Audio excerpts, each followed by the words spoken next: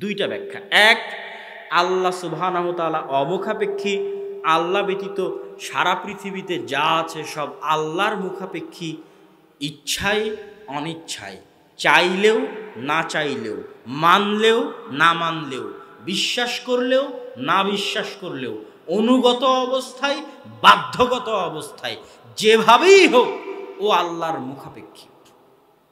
চাইলেও না চাইলেও, মানলেও না মানলেও, বিশ্বাস করলেও না বিশ্বাস করলেও, বুঝলেও না বুঝলেও আল্লাহর মুখাপেক্ষী।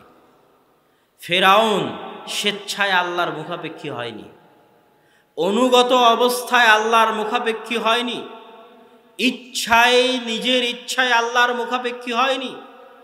কিন্তু যখন পানিতে ডুবতে শুরু করেছে এবং তার অসহায়ত্ব বুঝতে পেরেছে এবং বুঝতে পেরেছে যে সে বাধ্যগত অবস্থায় না চাইলেও না বুঝলেও না মানলেও না বিশ্বাস করলেও তাকে আল্লাহর কাছে ফিরে যেতেই হবে, না মানলেও না বুঝলেও না বিশ্বাস করলেও সে আল্লাহর গোলাম, না মানলেও না বুঝলেও না বিশ্বাস করলেও সে আল্লাহর সৃষ্টিজীব এবং সে অসহায়। তাকে আল্লাহ সুবহানাহু ওয়া তাআলা যে শক্তি দিয়েছিল ওটা আল্লাহর দেওয়া শক্তি। তার 16 আনা অসহায়ত্ব যখন সে নদীর মাঝে ডুবন্ত এবং অনুভব করতে পেরেছে তখন বলছে আমানতু বিরব্বি মুসা ওয়া হারুন, মুসা আর হারুনের প্রতিপালকের উপর ঈমান আনয়ন করলাম। ফেরাউনের এই 16 আনা অসহায়ত্বই প্রমাণ করে মানুষ চাইলেও আল্লাহর মুখাপেক্ষী, না চাইলেও আল্লাহর মুখাপেক্ষী, বিশ্বাস করলেও আল্লাহর মুখাপেক্ষী, বিশ্বাস না করলেও আল্লাহর মুখাপেক্ষী, অনুগত অবস্থায় আল্লাহর মুখাপেক্ষী, না হয় বাধ্য হয়ে আল্লাহর মুখাপেক্ষী। আজকে আমি এবং আপনি যদি স্বাভাবিক অবস্থায় আল্লাহর কাছে ফিরে না যাই, আল্লাহর অনুগত অবস্থায় ইচ্ছায় স্বেচ্ছায় যদি আল্লাহর মুখাপেক্ষী না হই, এখনই আপনি প্যারালাইজ হয়ে যদি হাসপাতালের বেডে পড়ে থাকেন, আপনি বুঝবেন যে আপনি বাধ্যগত অবস্থায় আল্লাহর মুখাপেক্ষী, আপনি অনিচ্ছায় আল্লাহর মুখাপেক্ষী, না বুঝলেও না মানলেও আল্লাহর মুখাপেক্ষী। প্রতি সেকেন্ডে আমি এবং আপনি অসহায়, প্রতি সেকেন্ডে আমি এবং আপনি মুখাপেক্ষী। কার মুখাপেক্ষী? আল্লাহ সুবহানাহু ওয়া তাআলার মুখাপেক্ষী। আর আল্লাহ সুবহানাহু ওয়া তাআলা অমুখাপেক্ষী, তথা কারো কোনো প্রয়োজন তার নেই। যেমন পৃথিবীর কোনো মানুষই না খেয়ে বেঁচে থাকতে পারবে না, পৃথিবীর কোনো মানুষই না ঘুমিয়ে বেঁচে থাকতে পারবে না, পৃথিবীর কোনো মানুষই কাজ করলে ক্লান্ত হবে না এমন নয়, পৃথিবীর কোনো মানুষই পেশাব পায়খানা না করে বেঁচে থাকতে পারবে না। তথা ঘুমানো মানুষের দুর্বলতা, ঘুমানো মানুষ যে অসহায় এবং একদিন মারা যাবে, একদিন আল্লাহর কাছে ফিরে যাবে, মানুষ যে আল্লাহর গোলাম, মানুষ যে আল্লাহর মুখাপেক্ষী, তার বড় প্রমাণ হচ্ছে মানুষের ঘুম, তার বড় প্রমাণ হচ্ছে মানুষের খাবার না খেলে বেঁচে থাকতে পারবেন না, তার বড় প্রমাণ হচ্ছে মানুষের পেশাব পায়খানা না করলে বেঁচে থাকতে পারবেন না। তথা প্রত্যেকটা ধাপে ধাপে যদি আপনার জ্ঞান থাকে, অনুভব শক্তি থাকে, আপনি বুঝবেন যে আপনি মুখাপেক্ষী, চাইলে না চাইলে, বিশ্বাস করলে না বিশ্বাস করলে, অনুগত অবস্থায় বাধ্যগত অবস্থায়, যেভাবেই হোক আপনি আল্লাহ সুবহানাহু ওয়া তাআলার মুখাপেক্ষী। আর এগুলো একটা কিছুরও প্রয়োজন আল্লাহর নেই। এই জন্য আল্লাহ কি বলেছে? আল্লাহু লা ইলাহা ইল্লা হুয়াল হাইয়ুল কাইয়্যুম লা তাখুযুহু সিনাতুন ওয়ালা নাওম। আল্লাহ সুবহানাহু ওয়া তাআলা হচ্ছেন ওই সত্তা আল হাই, চিরঞ্জীব। পৃথিবীতে কে এমন আছে যে চিরদিন বেঁচে থাকবে? নাই। লা তাখুযুহু সিনাতুন ওয়ালা নাওম। আল্লাহ সুবহানাহু ওয়া তাআলাকে তন্দ্রা এবং ক্লান্তি স্পর্শ করে না। পৃথিবীতে কে এমন আছে যাকে তন্দ্রা স্পর্শ করে না? কে এমন আছে যাকে ক্লান্তি স্পর্শ করে না? লাম ইয়ালিদ ওয়া লাম ইউলাদ। আল্লাহ সুবহানাহু ওয়া তাআলার সন্তান নাই তথা তিনি সন্তানের মুখাপেক্ষী নন। আল্লাহ সুবহানাহু ওয়া তাআলার পিতা নাই তথা তিনি পিতার মুখাপেক্ষী নন। পৃথিবীর কে এমন আছে যে সন্তানের মুখাপেক্ষী নয়, স্ত্রীর মুখাপেক্ষী নয়, পিতার মুখাপেক্ষী নয়? কে এমন আছে? কেউ নেই। এই জন্য আল্লাহ সুবহানাহু ওয়া তাআলা আস-সামাদ, তিনি অমুখাপেক্ষী। আর তিনি ব্যতীত পৃথিবীতে যা কিছু আছে সব কিছু আল্লাহর মুখাপেক্ষী। বিশ্বাস করলেও বিশ্বাস না করলেও তাতে আল্লাহর কোনো যায় আসে না। তখন আপনি কি বলবেন যে আল্লাহ সুবহানাহু ওয়া তাআলা তো আমাদের সালাত আদায় করতে বলেছে, সিয়াম পালন করতে বলেছে, তাহলে আমাদের সালাত আর সিয়ামের আল্লাহর দরকার আছে, তাই না?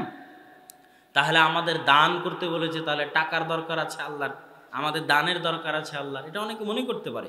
সেটাও আল্লাহ সুবহানাহু ওয়া তাআলা এবং তার রাসূল হাদিসে কুদসিতে পরিষ্কার করে দিয়েছেন। কি বলছেন আল্লাহ সুবহানাহু ওয়া তাআলা? আল্লাহ সুবহানাহু ওয়া তাআলা বলছেন, ইয়া ইবাদি কুল্লুকুম জায়ি ইল্লা মান আতআমতুহু, হে আমার বান্দারা তোমরা সকলেই ক্ষুধার্ত, তবে আমি যাকে খেতে দিই একমাত্র সে খাবার পায়। আমি যদি দুপুরে খেয়ে থাকি, আল্লাহ খাইয়েছে বলে খাবার পেয়েছে, এটা আল্লাহ বলছেন। তোমরা সবাই ক্ষুধার্ত, তবে আমি যাকে খেতে দেই সে একমাত্র খাবার পায়। ইয়া ইবাদি ফাস্তাতিমুনি উতইমুকুম, অতএব হে আমার বান্দারা তোমরা আমার নিকটে খাবার ভিক্ষা চাও, আমি তোমাদেরকে খাবার দিব। তোমরা খাবারের মুখাপেক্ষী, আমার খাবার লাগে না, বরং আমি তোমাদের খাওয়াই। খাবারের মুখাপেক্ষী তোমরা আমার কাছে চাও, আমি খাওয়াবো। ইয়া ইবাদি কুল্লুকুম আর, হে আমার বান্দারা তোমরা সবাই উলঙ্গ, ইল্লা মান কাসাউতু, তবে আমি আল্লাহ যাকে কাপড় পরার তৌফিক দিয়েছি সেই কাপড় পরিধান করতে পেরেছে, তথা আমি আপনি কাপড় পরে আছি, এটা আল্লাহর দয়া, আল্লাহর রহমত, আল্লাহর দান। অতএব হে আমার বান্দারা আমার কাছে কাপড় ভিক্ষা চাও, আমি তোমাদেরকে কাপড় দিব।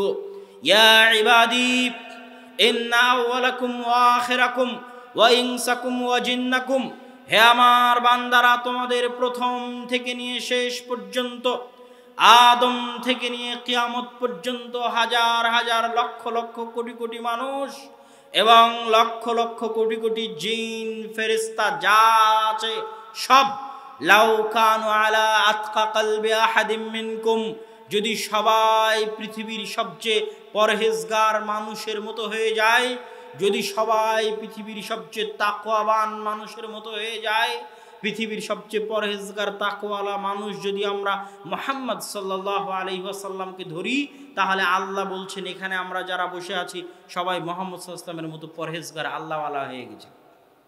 আমরা যারা স্টেজে বসে আছি সবাই মুহাম্মদ সাল্লাল্লাহু আলাইহি ওয়াসাল্লামের মতো পরহেজগার আল্লাহওয়ালা হয়ে গেছি। ফেরাউনও পরহেজগার আল্লাহওয়ালা হয়ে গেছে। পৃথিবীর সব মানুষ মুহাম্মদ সাল্লাল্লাহু আলাইহি ওয়াসাল্লামের মতো হয়ে গেছে। 5 ওয়াক্ত সালাত সিয়াম চলতেছে, কোনো গুনাহ নাই, কোনো আরাজকতা নাই, কোনো নৈরাজ্য নাই।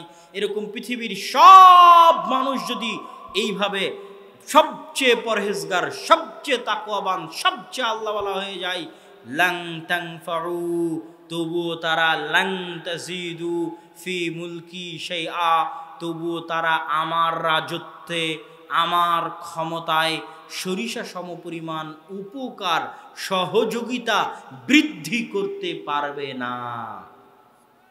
তাহলে আমার এবং আপনার সালাতের আল্লাহর দরকার আছে? কথা বলেন না যে? আল্লাহ তো না করে দিল যে কোনো প্রয়োজন নাই, তোমরা যদি সবাই মিলে সালাত আদায় করো তবুও আমার কোনো উপকার হবে না, আমার রাজত্ব এবং আমার ক্ষমতায় কোনো বৃদ্ধি তোমরা তোমাদের সালাত সিয়াম দিয়ে করতে পারবে না। তার বিপরীতে আল্লাহ কি বলছেন? ইয়া ইবাদি লাউ আন্না আউওয়ালাকুম ওয়া আখিরাকুম ওয়া ইনসাকুম ওয়া জিন্নাকুম লাউ কানু আলা আফজারি কলবি আহাদিম মিনকুম, হে আমার বান্দারা যদি তোমাদের আদম থেকে নিয়ে কিয়ামত পর্যন্ত সবাই আলা আফজারি কলবি আহাদিকুম, ফেরাউনের মতো খারাপ হয়ে যায়, কাফের হয়ে যায়, পৃথিবীর সবচেয়ে বড় কাফের, সবচেয়ে নিকৃষ্ট, সবাই গুনাহ পাপে লিপ্ত, সকাল সন্ধ্যা আল্লাহকে গালি দিচ্ছে, গুনাহ তো করছেই, সারা পৃথিবীর সব মানুষ এখন এক জায়গায় বসে আল্লাহ সুবহানাহু ওয়া তাআলাকে গালি দিচ্ছে। এইভাবে সারা পৃথিবীর সব যদি একত্রিত হয়ে আল্লাহর নাফরমানি করে, তো সবার নাফরমানি আল্লাহর রাজত্বে, আল্লাহর ক্ষমতায় সরিষা সমপরিমাণ কমতি সৃষ্টি করতে পারবে না। এটাই হচ্ছে আস-সামাদ, তথা তিনি অমুখাপেক্ষী, আর বাকি পৃথিবীর সবাই তার মুখাপেক্ষী। এবার সবাই যে আল্লাহ সুবহানাহু ওয়া তাআলার মুখাপেক্ষী, সেটার আরেকটা উদাহরণ দিয়ে আল্লাহ সুবহানাহু ওয়া তাআলার পরের গুণের দিকে এগিয়ে যাব। আল্লাহ সুবহানাহু ওয়া তাআলা পবিত্র কোরআন মাজিদে বলছেন, ওয়া ইউসাব্বিহু লিল্লাহি মা ফিস সামাওয়াতি ওয়া মা ফিল আরজ, আসমান জমিন এবং তার মাঝে যা কিছু আছে সব কিছু আল্লাহর তাসবিহ পাঠ করে। এই মাইক আল্লাহর তাসবিহ পাঠ করে, এই চাদর আল্লাহর তাসবিহ পাঠ করে, এই প্যান্ডেলের কাপড় আল্লাহর তাসবিহ পাঠ করে, এই মোবাইলগুলো আল্লাহর তাসবিহ পাঠ করে, এই লাইটগুলো আল্লাহর তাসবিহ পাঠ করে, ক্ষেত খামার গাছ গাছালি আল্লাহর তাসবিহ পাঠ করে, এই মাটি আল্লাহর তাসবিহ পাঠ করে, সব আল্লাহর তাসবিহ পাঠ করে। আল্লাহ বলছেন আপনি কেমনে বিশ্বাস করবেন? আমি আপনাকে বুঝাই, এটা আস-সামাদ। যেহেতু আল্লাহ হচ্ছেন আস-সামাদ, মানুষকে আল্লাহ স্বাধীন শক্তি দিয়েছে, তাই মানুষে আল্লাহর দিকে জোরপূর্বক ফিরে যায় না। কিন্তু আল্লাহর বাকি যে সৃষ্টি জীব আছে, এরা 24 ঘন্টা আল্লাহর তাসবিহ পাঠ করে, সব সময় আল্লাহর তাসবিহ পাঠ করে। কেন? তারা জানে তারা আল্লাহর মুখাপেক্ষী, তারা জানে তাদের সৃষ্টিকর্তা কে। কিভাবে আপনি বুঝবেন? এই যে চেয়ারে আমি বসে আছি, এই চেয়ার আল্লাহর তাসবিহ পাঠ করছে, করতে থাকবে যতদিন সে পৃথিবীতে আছে, যতদিন কিয়ামত হয়নি। কিভাবে বুঝবেন যে এই চেয়ার আল্লাহর তাসবিহ পাঠ করছে? এই চেয়ার যখন গাছ হিসেবে, কাঠ হিসেবে গাছে ছিল, তখন কি ওই গাছের প্রাণ ছিল না? ছিল না? ওই গাছের প্রাণ ছিল, তার প্রমাণ হচ্ছে ওই গাছ বড় হয়, ওই গাছে পাতা গজায়, ওই গাছে ফল ধরে, ফুল ধরে। এটি কি প্রমাণ করে না যে ওই গাছের জীবন আছে, প্রাণ আছে? প্রমাণ করে না? করে না? করে। তাহলে ওই প্রাণ এবং জীবন থাকা অবস্থায় এই গাছ যদি আল্লাহর তাসবিহ পাঠ করতে পারে, কেটে আজকে চেয়ার বানিয়েছি, তো আল্লাহর তাসবিহ পাঠ করতে পারবে না? পারবে। আচ্ছা, তারপরে দেখেন এই চাদর, এখন চাদর অবস্থায় আছে, এটা আগে সুতা ছিল, সুতার আগে এটা তুলা ছিল, তুলার আগে এটা কোনো গাছের ফুল ছিল, কোনো গাছের সাথে সম্পৃক্ত ছিল। তখন যদি সে আল্লাহর তাসবিহ পাঠ করতে পারে, এখন পারে না? অবশ্যই পারে। আপনি ইটের দেওয়াল দিয়ে বাড়ি তৈরি করেছেন, ওই ইট মাটি আকারে জমিনে ছিল। মাটির শক্তি বা প্রাণ যদি না থাকে, তাহলে এতগুলো গাছগাছালি কেমনে হলো? মাটির মধ্যে ধান দিলে মাটি থেকে ধানের গাছ কেমনে হয়, যদি মাটির নিজস্ব কোনো শক্তিই না থাকে, কোনো ক্ষমতাই না থাকে? মাটি পৃথিবীর সবচেয়ে ভয়ঙ্কর যন্ত্র, মাটি পৃথিবীর সবচেয়ে ভয়ঙ্কর জীবন্ত যন্ত্র। ইয়াউমাইযিন তুহাদ্দিসু আখবারাহা বিআন্না রাব্বাকা আওহা লাহা। কঠিন কিয়ামতের মাঠে মাটি কথা বলবে আল্লাহ সুবহানাহু ওয়া তাআলার সাথে, কেননা আল্লাহ সেই দিন তাকে অর্ডার দিবে। তাহলে মাটির মধ্যে প্রাণ আছে, তার প্রমাণ এই মাটিতে গাছগাছালি লাগালে গাছগাছালি উৎপন্ন হয়। আল্লাহ কোরআনে বলছেন এই মাটি কিয়ামতের মাঠে কথা বলবে। তাহলে এই মাটি যদি মাটি থাকা অবস্থায় তাসবিহ পাঠ করতে পারে, আগুন দিয়ে পুড়িয়ে দেওয়ালে ইট লাগিয়েছেন, খোয়া দিয়ে ছাদ ঢালাই করেছেন, তখন আল্লাহ তাসবিহ পাঠ করতে পারে না? পারে। তাহলে এই পৃথিবীতে এমন কিছু নয়, মাইক থেকে, মোবাইল থেকে যেখানে নিয়ে যাবেন, প্রত্যেকটাই তার আসল অবস্থায় যেখানে ছিল সেখানেই যদি আল্লাহর তাসবিহ পাঠ করতে পারে, এখনো পারে। মানুষের সাধ্যে নাই যে হাওয়া থেকে মোবাইল তৈরি করবে, মানুষের সাধ্য নাই যে হাওয়া থেকে চেয়ার তৈরি করবে। এই মোবাইল তৈরি করতে যে যে জিনিসের সহযোগিতা মানুষ নিয়েছে, সব আল্লাহর সৃষ্টি করা পৃথিবীতে। বুঝেননি মনে হয়? সব কিছু কার সৃষ্টি করা? আল্লাহর সৃষ্টি করা। ওই স্ট্যান্ড, ওই লাইট, এই চাদর যা আপনি ব্যবহার করছেন, সেটার আপনি আসলে ফিরে যান। আগে কি ছিল? আগে কি ছিল? এই মেটাল আগে কোথায় ছিল? লোহা তার আগে কোথায় ছিল? পাহাড়ে কোনো কিছু, কোনো পদার্থ, কোনো ধাতু কোনো হিসেবে ছিল? সে যখন ছিল তখন সে আল্লাহর সৃষ্টিজীব, তখন সে আল্লাহর তাসবিহ পাঠ করতে পারে, এখন পারে না?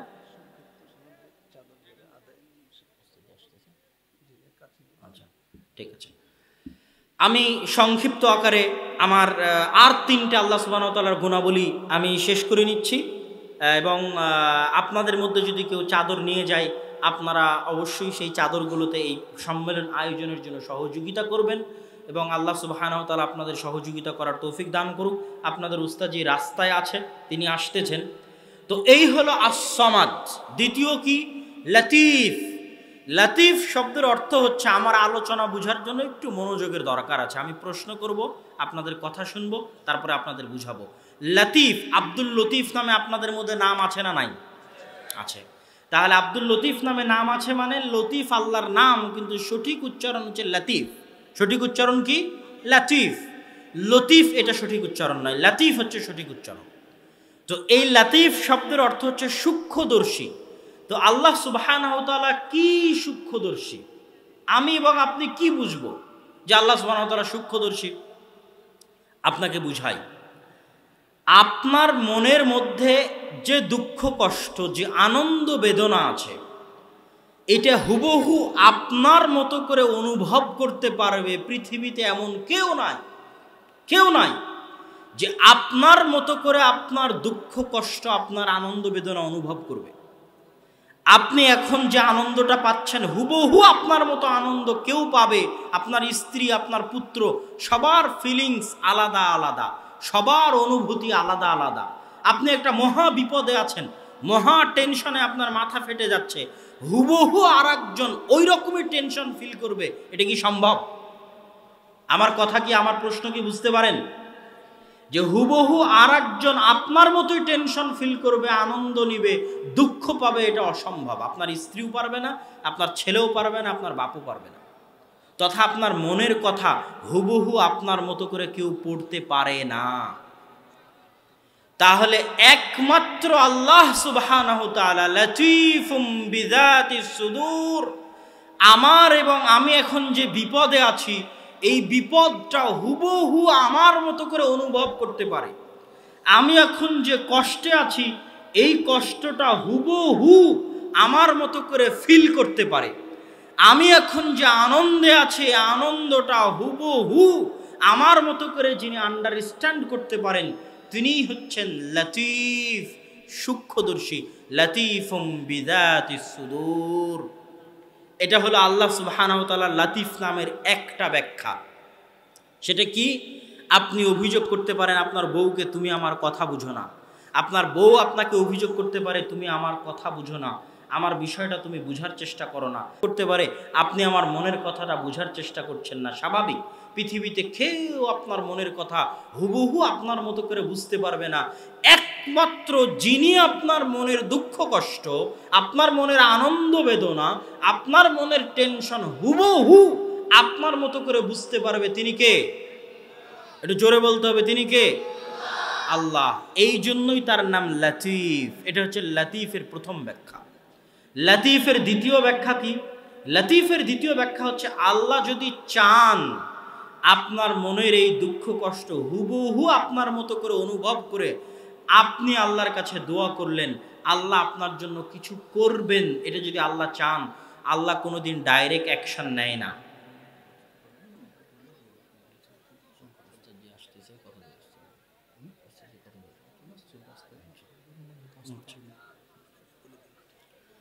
লতীফ এই নামের দ্বিতীয় ব্যাখ্যা হচ্ছে আপনার জন্য আল্লাহ সুবহানাহু ওয়া তাআলা যদি কিছু করতে চায় তিনি কোনো সময় ডাইরেক্ট অ্যাকশন নেন না। তিনি সূক্ষ্ম থেকে সূক্ষ্মভাবে আপনার জন্য কাজ করবেন। আপনিও বুঝতে পারবেন না যে এই কাজটা আপনার জন্য হচ্ছে, আপনার শত্রুও বুঝতে পারবে না যে এই কাজটা আপনার পক্ষে যাচ্ছে। উদাহরণ, ইউসুফ আলাইহিস সালাতু ওয়াস সালামকে যখন আল্লাহ সুবহানাহু ওয়া তাআলা জেলখানা থেকে বের করতে চাইলেন, আল্লাহ ডাইরেক্ট অ্যাকশনে গেলে ফেরেশতা পাঠিয়ে জেলখানার দেওয়াল ভেঙে, জেলখানার দরজা ভেঙে ইউসুফ আলাইহিস সালামকে বের করতে পারতেন।